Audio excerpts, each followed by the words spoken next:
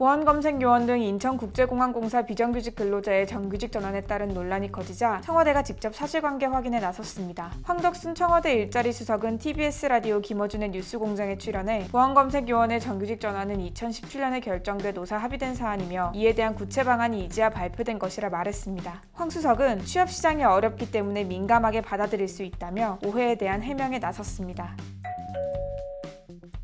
기존에 이제 보안검색 직원, 소위 비정규직이죠. 일하시던 분들의 일자리를 이제 정규직으로 전환하는 것이기 때문에 현재 공사에 취업 준비를 하는 분들의 일자리와는 첫 번째로 관련이 무관하다. 없고요. 네네. 예.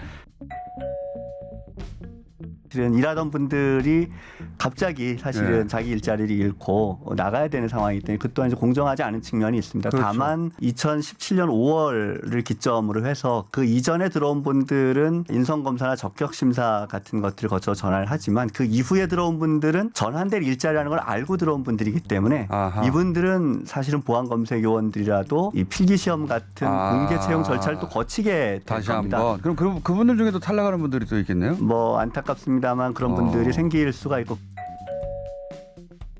보안검색 직원들이 받는 임금이 한 3,300 혹은 자료에 따라서는 3,800 이렇게 얘기하는 곳도 있습니다. 너무 그런데 적은 거 아닙니까? 이분들이 곧바로 그 임금이 올라가는 것이 아니고 단계적으로 합의에 따라서 올라갈 거고 왜 아마 이번 전환되는 분들이 약 한 200만 원 정도 임금이 올라가게 될 것으로 그리고 정규직과는 직군의 연봉 기준으로 성격이 200만 원 정도 네네. 올라간다는 거죠. 정규직과는 직군의 성격이 다르기 때문에 별도의 직군 그리고 별도의 임금 체계 하에서 운영될 겁니다. 이거는 인천공항공사만의 문제가 아니고 다른 전환된 곳들도 다 같은 방식으로 전환이 이루어지고 있습니다.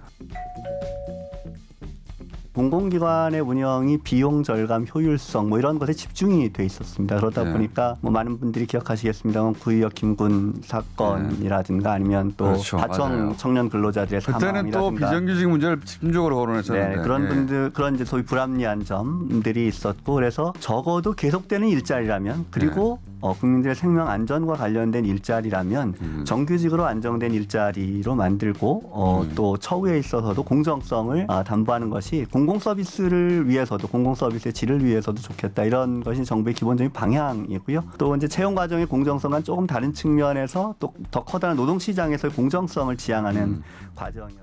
황 수석은 근본적으로 취업난이 심각하기에 발생한 논란이라면서 이 부분에 대해 정부가 중요한 책임을 느끼고 있다고 덧붙였습니다. 황 수석의 인터뷰에도 논란이 계속되는 가운데 청와대 홈페이지에 올라온 관련 국민청원은 답변 기준인 20만 명을 넘어 22만 명을 돌파했습니다. 정부가 또 한 번 답변에 나서야 할 것으로 보입니다.